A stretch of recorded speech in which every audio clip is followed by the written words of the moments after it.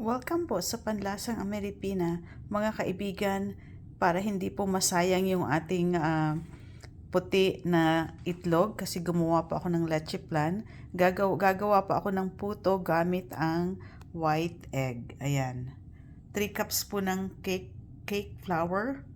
At ito po, gagamitan po natin siya ng sugar, 1 cup. At 2 tablespoon na baking powder. At instead na tubig yung ilalagay ko, coconut cream po yung ilalagay ko para mas masarap siya. Ito po na mekos-mekos na natin yung ating cake flour saka yung gata at yung baking powder.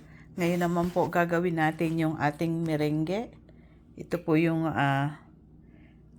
egg white natin. Ayan. Dapat po 8 pieces lang na egg whites. Ito po 12 ito. So siguro tama na po yan. Ayan.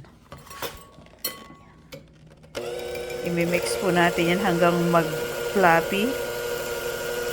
Ayan, pakita ko po sa inyo mamaya. Ito po mga kaibigan, pag ganito na po yung texture, nakikita niyo po yung egg white natin. Ayan, para po siyang bulak. Ilalagay na po natin siya dito sa ating mixture na cake flour saka milk. Pero ang paglagay po natin yan mga kaibigan, pakonti-konti lang. At ang pagmix po natin yan, gently lang yung pagmix natin. Ayan. By hand at gently lang. Parang ganyan lang. Dahan-dahan lang po. Pakita ko po sa inyo mamaya ang finished product. Ito na po yung ating puto at i-steam ko po yan ng 20 minutes at tatakpan ko po siya nito. Yan, binalot ko po ng parang lampin yung takip para po yung pawis ng steam niya hindi mapunta sa puto.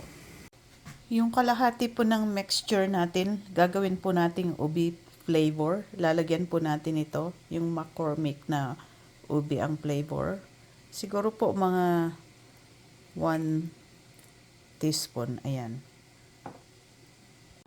Ito na po mga kaibigan, ang ating puto na gawa sa coconut cream at egg white. Titikman ko na po siya.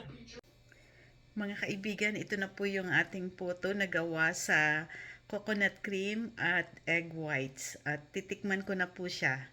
Dalawa po siyang flavor, plain lang, saka itong ube na meron pong shredded cheese sa ibabaw. Ayan, tingnan. Unahin ko po muna itong ube.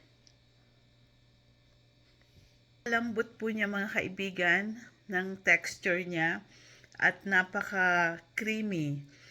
Malasang malasa siya at yung tamis po niya sakto lang. Tingnan nyo po. Ayan. Sobrang lambot. At ngayon naman po, tikman natin yung plain lang na flavor. Kain po tayo.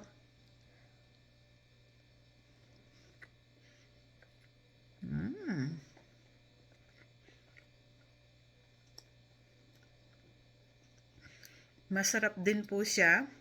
At gustong-gusto ko po yung lasa niya kasi lasang-lasa po yung gata at yung texture niya po sobrang lambot.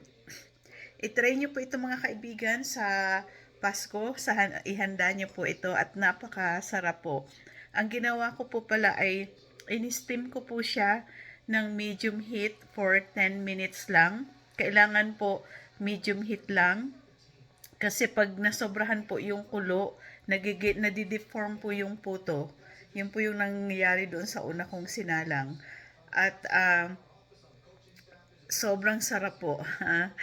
Maraming salamat po sa mga followers ko sa patuloy niyong pag-share, pag-likes at pag-comments ng mga videos at reels ko. At sa panonood din po, patuloy niyo po akong suportahan at asahan niyo po na patuloy po akong magbibigay sa inyo ng magagandang tips sa pagluluto.